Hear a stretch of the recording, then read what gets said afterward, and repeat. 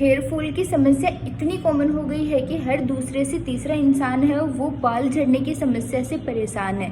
लेकिन सबसे पहले हमें ये पता करना है कि हमें बाल झड़ने को सीरियस कब लेना है। अगर हम नॉर्मल बात करें तो हमारे 80 से 100 बाल अगर रोज़ के झड़ते हैं तो ये नॉर्मल है, और अगर इससे ज़्यादा बाल हमारे झड़ते हैं तो वो हमारे लिए परेशानी का कारण है।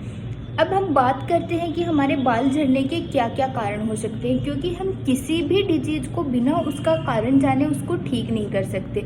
अगर हम बात करें कि बाल झड़ने के क्या क्या कारण हो सकते हैं, तो इसमें सबसे जो पहला कारण है वो हम जेनेटिक्स को मानते हैं। जेनेटिक्स है हमारे, हमें 70% हमें मदर से मिलते हैं और 30% जेनेटिक्स है वो हमारे फादर की तरफ से आते हैं। तो अगर हमारे ननिहाल की तरफ बाल झड़ने की समस्या ज़्यादा है तो हमारे में भी वो हमें जेनेटिक्स के कारण वो समस्या हमें ज़्यादा होगी।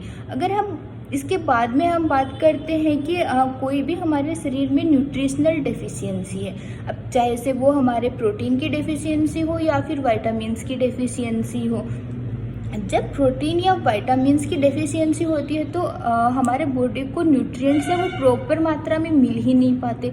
अगर बॉडी को न्यूट्रिएंट्स प्रॉपर मात्रा में नहीं मिलते हैं तो फिर हमारे बालों तक वो न्यूट्रिएंट्स नहीं पहुंच पाते और हमारे बाल है वो झड़ते जाते हैं। इसके अलावा एक रीज़न और है कि जो हेवी मेटल पॉइजनिंग होती है, जैसे कि लेड पॉइजनिंग हो गई, इससे भी हमारा हेयर फॉल है वो काफ़ी ज़्यादा बढ़ जाता है। या फिर मान लो कि हमें किसी तरह का स्कैल्प में इन्फेक्शन हो गया, अब वो फंगल इन्फेक्शन हो सकता है या फिर किसी और तरह का इन्फेक्शन हो सकता है।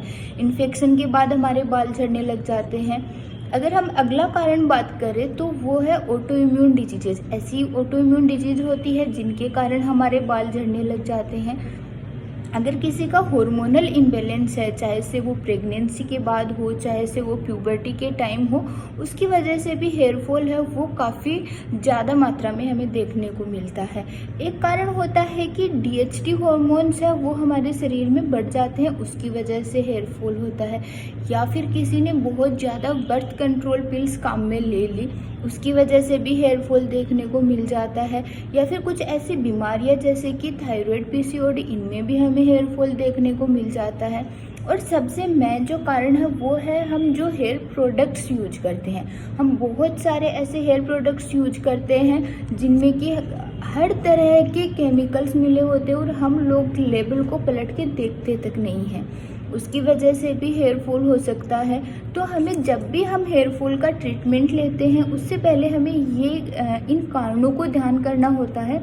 अगर हमने इन कारणों को ठीक कर लिया तो हमारी 50% तक समस्या है वो वहीं ठीक हो जाएगी। अगर इसके बाद भी आपकी जो हेयर फॉल की समस्या है वो ठीक नहीं होती है तो उसके बाद में हमें मेडिसिन्स की तरफ सोचना चाहिए। मेडिसिन्स में होम्योपैथी काफ़ी अच्छा बेटर ऑप्शन है। होम्योपैथी से हेयर रीग्रोथ है वो काफ़ी जल्दी की जा सकती है। जो बाल झड़ रहे हैं उनको काफ़ी जल्दी रोका जा सकता है और नए बाल हैं वो भी उगाए जा सकते हैं।